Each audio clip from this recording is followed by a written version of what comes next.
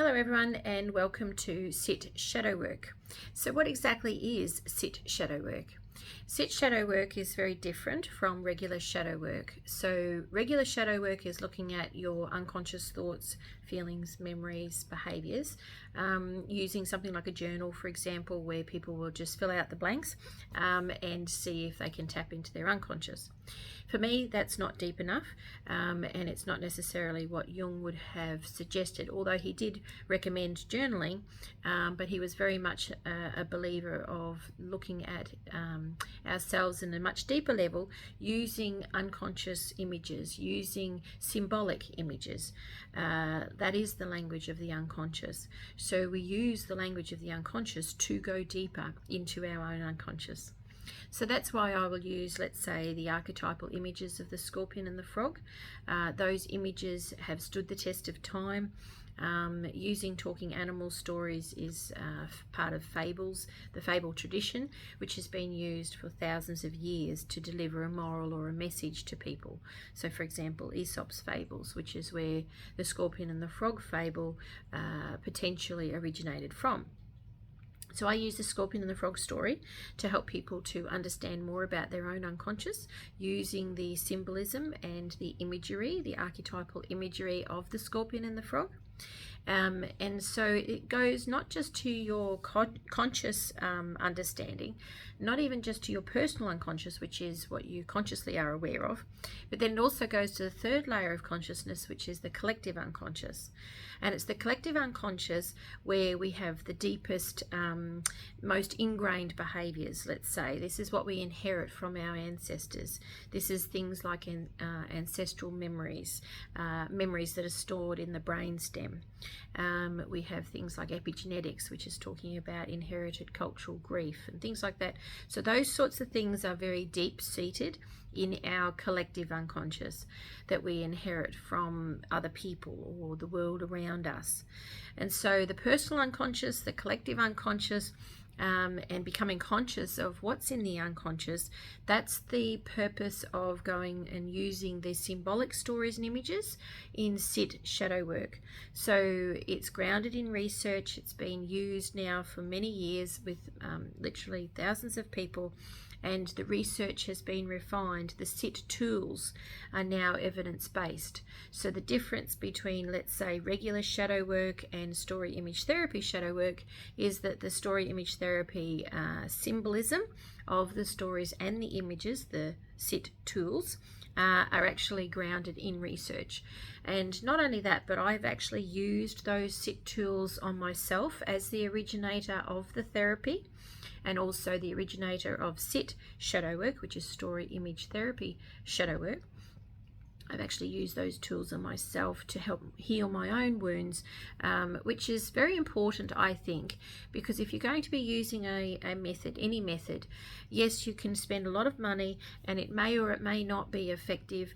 The person may or may not have actually used the research, used the therapy on themselves. You don't know really what you're going to get. So you're potentially throwing money away, and sometimes very expensive too to do shadow work can be. If you are also working with someone who, let's say, is not trained in mental health, because the potential is there to spark a mental health issue. And so it's sort of leaving the person open to litigation.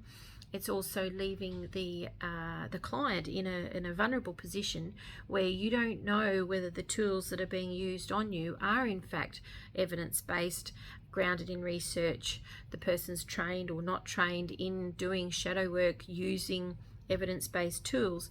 So it's sort of like a potluck thing, where you may or may not be finding it effective, which is why a lot of people decide to just do their own shadow work. And the problem with that is they can actually potentially open a can of worms and may not be able to put the lid back on the can.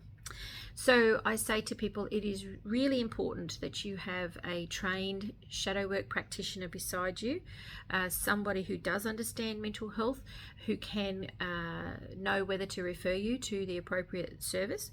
If you are in fact demonstrating mental health symptoms, that person needs to be trained to recognize those warning signs and those triggers, because if they're not, and they're just doing, I don't know, some TikTok video or getting some journal or resource off the internet, yeah, you just don't know what you're going to get, and you don't know what the results are likely to be. So I would say, if you're going to do shadow work, which is extremely important for all of us actually, to do our own shadow work and work on our own unconscious issues, but if you are going to do it, then it needs to be done properly, and it needs to be done with the best of intentions. Do no harm is my motto, and I think that's extremely important when it comes especially to digging around in someone's unconscious. Is sort of, you know, it's a privilege, and it's not something to be taken lightly. And allowing somebody else to dig around into your unconscious as well, I would say, don't just let anybody do that. You need to really trust the person, know that they know what they're talking about, know that they are in fact people who've been through it. It's extremely important, you know, like Jung said, only the wounded healer can truly heal, and I do believe that. Having been through there myself in that situation where I had to heal myself, and using my own therapy, I actually then really understood the value of what I had created. But up until then, I'd been using it for like 10 years with people, and never actually thought of using sit shadow work on myself, which is a really interesting thing, but it's a fact. I'd been doing it for a long time. I got great results, great feedback, but it wasn't until only a few years ago that I actually decided I needed something deeper than just regular cognitive conscious methods. And that's when I decided to use this therapy, which I realized later was me doing my own shadow work all the way along, creating these resources, what I thought were resources for other people, but actually found that they were resources for myself. Didn't know it at the time, of course. I just soldiered on and thought, okay, I'm doing this to help other young people, or, you know, other people in general. And it was actually trying to heal complexes in my own shadow that I was working on. So yeah, shadow work is extremely important.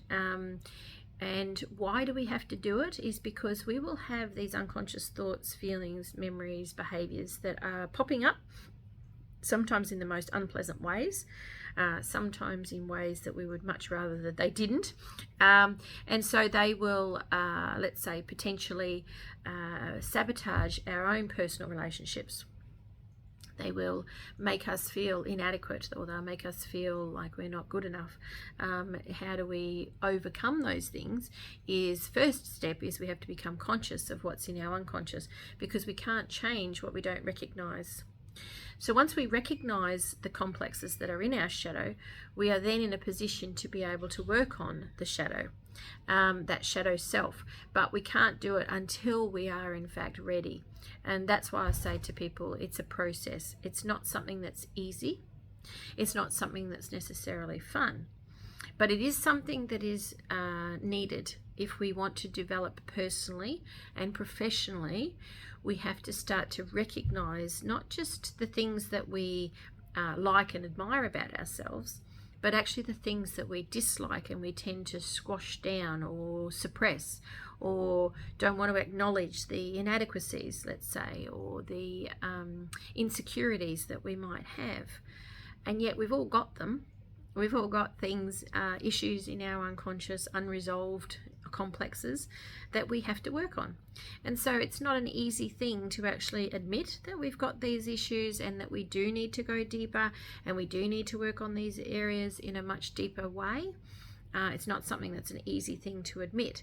But if we don't, then it'll just stay there. In fact, it won't just stay there, it'll manifest and it'll get bigger. And then we're in trouble. So yes, okay, got to work on it. Simple as that. Okay, and we do it through sit shadow work. Thank you.